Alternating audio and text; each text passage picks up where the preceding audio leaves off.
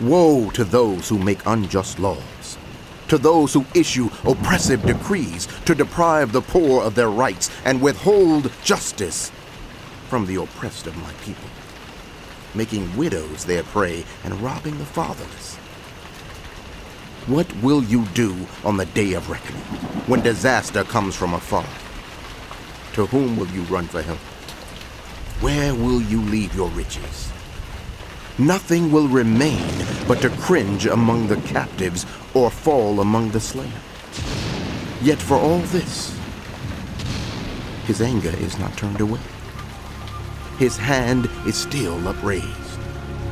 Woe to the Assyrian, the rod of my anger, in whose hand is the club of my wrath. I send him against a godless nation. I dispatch him against the people who anger me, to seize loot and snatch plunder, and to trample them down like mud in the streets. But this is not what he intends. This is not what he has in mind.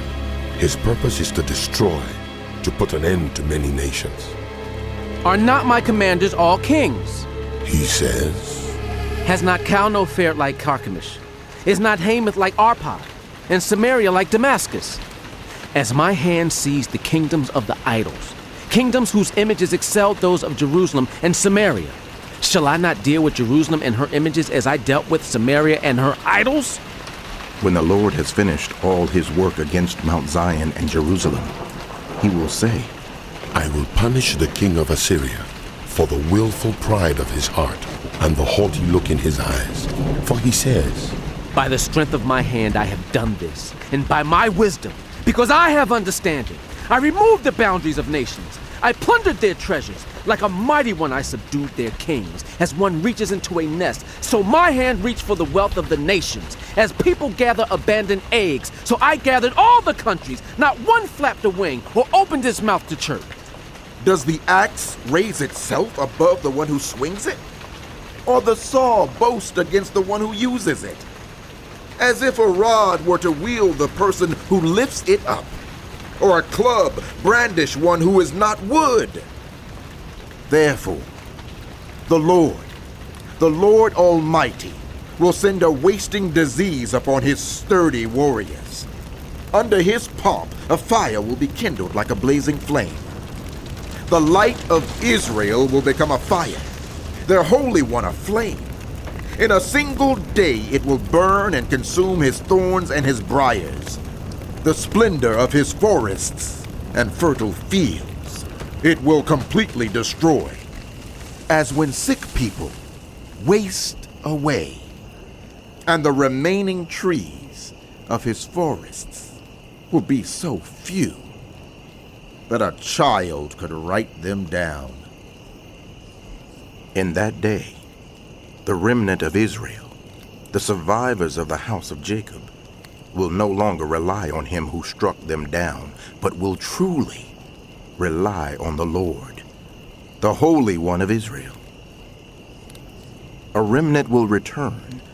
A remnant of Jacob will return to the mighty God. Though your people be like the sand by the sea, Israel, only a remnant will return. Destruction has been decreed, overwhelming and righteous. The Lord Almighty will carry out the destruction decreed upon the whole land. Therefore, this is what the Lord Almighty says. My people who live in Zion, do not be afraid of the Assyrians, who beat you with a rod and lift up a club against you as Egypt did. Very soon, my anger against you will end, and my wrath will be directed to their destruction. The Lord Almighty will lash them with a whip, as when he struck down Midian at the rock of Oreb. And he will raise his staff over the waters as he did in Egypt. In that day their burden will be lifted from your shoulders, their yoke from your neck. The yoke will be broken because you have grown so fat. They enter Aiath. They pass through Migron. They store supplies at Michmash. They go over the pass and say, we will camp overnight at Geba. Ramah trembles. Gibeah of Saul flees. Cry out, daughter Galem. Listen, Leatia. Poor Anathoth. Madmenah is in flight. The people of Gebim take cover. This day they will halt at Nob. They will shake their fist at the mount of daughter Zion, at the hill of Jerusalem. See, the Lord Almighty will lop off the boughs with great power. The lofty trees will be felled, the tall ones will be brought low. He will cut down the forest thickets with an axe. Lebanon will fall before the mighty one.